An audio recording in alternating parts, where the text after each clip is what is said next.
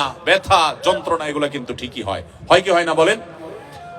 মনে রাখবেন, চোখে দেখার পর, হারাম জিনিস দেখার পর সেটা যদি আপনি হাতের নাগালে না পান, সঙ্গত কারণে পাবেন না, আর না পেলে আপনার মধ্যে এক ধরনের যন্ত্রণা, এক ধরনের কষ্ট হয়। আর যখন নিজেকে কষ্ট করে সংযত রাখবেন, ইচ্ছাকৃত হারাম জিনিস দেখবেন না, সেটা টিভির স্ক্রিনেও না, মোবাইলের মনিটরেও না, এবং বাইরেও না, তাহলে দেখবেন প্রথম আপনার একটু কষ্ট হবে, কিন্তু পরবর্তীতে শান্তি অনুভব হবে। অনেক লোক নামাজ কালাম পড়ে, কিন্তু চোখে খারাপ জিনিস মোবাইলে দেখে, কম্পিউটারে দেখে, টেলিভিশনে দেখে, বাইরে দেখে।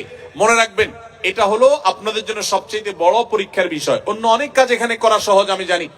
মদ না খেয়ে থাকা সহজ, শুকরের গোশত না খেয়ে থাকাও সহজ, অনেক হারাম কাজ থেকে বেঁচে থাকা এখানে সহজ, এমনকি নামাজ পড়াটাও তুলনামূলক সহজ।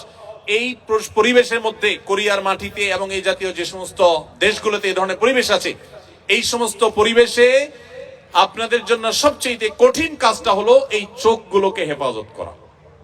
এর চাইতে কঠিন আরেকটা কাজ নাই। আল্লাহ তাআলা আমাদের সবাইকে সেই তৌফিক দান করুন, আমরা যেন আমাদের দৃষ্টিগুলোকে অবনত করতে পারি। মনে রাখবেন, আল্লাহ বলেছেন, ইন্নাস সামআ ওয়াল বাসারা ওয়াল ফুআদা কুল্লু উলাইকা কানা আনহু মাসউলা। মানুষের কান, মানুষের চোখ, মানুষের অন্তর, প্রত্যেকটা অঙ্গকে আলাদা আলাদা জিজ্ঞাসা করা হবে। এই চোখ দিয়ে কত গুনাহ করেছেন? 10 বছর 20 বছর আপনি কোরিয়াতে ছিলেন, আপনি জাপানে ছিলেন, আপনি ইংল্যান্ডে ছিলেন, আপনি অমুসলিম প্রধান দেশে ছিলেন, যেখানে পর্দা পর্শিদার বালাই নেই, যেখানে মেয়েরা খোলামেলা চলাফেরা করে। আপনার প্রতিদিন সকাল থেকে রাত পর্যন্ত ঘুমানো পর্যন্ত শত শতবার, সহস্রবার এই চোখের গুনাহ হয়ে থাকে, অথচ আপনি মদ টাচ করেন না, হয়তো আপনি শুকর টাচ করেন না, হয়তো আপনি হারাম খান না, হয়তো আপনি হারাম থেকে বেঁচে থাকার জন্য সংগ্রাম চালাচ্ছেন, কিন্তু চোখ দিয়ে আপনি অনবরত আপনি হারাম করছেন। আপনার মুখকে হারাম থেকে বাঁচিয়েছেন, কিন্তু চোখকে আপনি বাঁচাতে পারেন নাই, তাহলে আপনি সাকসেস হতে পারবেন না। এই জন্য এই প্রতিকূল পরিবেশে যদি নিজেকে টিকাতে কেউ না পারে, তার জন্য এই পরিবেশে থাকাই জায়েজ নাই, যে নিজেকে এই গুনাহ থেকে বাঁচাতে পারবে না। এই জন্য ভাইরা, এই সংগ্রামটা আমাদের করতে হবে, চেষ্টা করবো তো ইনশাআল্লাহ।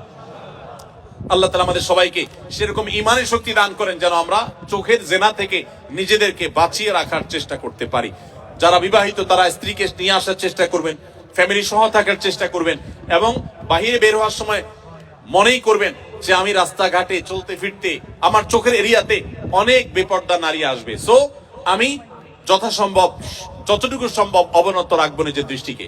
এর বাইরে যদি চোখ পড়ে যায়, আমার ইচ্ছার বাইরে চোখ পড়ে গেছে, সাথে সাথে আমি ফিরিয়ে নিয়েছি, ইনশাআল্লাহ এর কারণে গুনাহ হবে না। আল্লাহ তাআলা আমাদেরকে মাফ করবেন ইনশাআল্লাহ। এখানে কোরিয়াতে বেশ কিছু চকলেটের উৎপাদন এর জায়গায়, উপাদানের জায়গা লেখা থাকে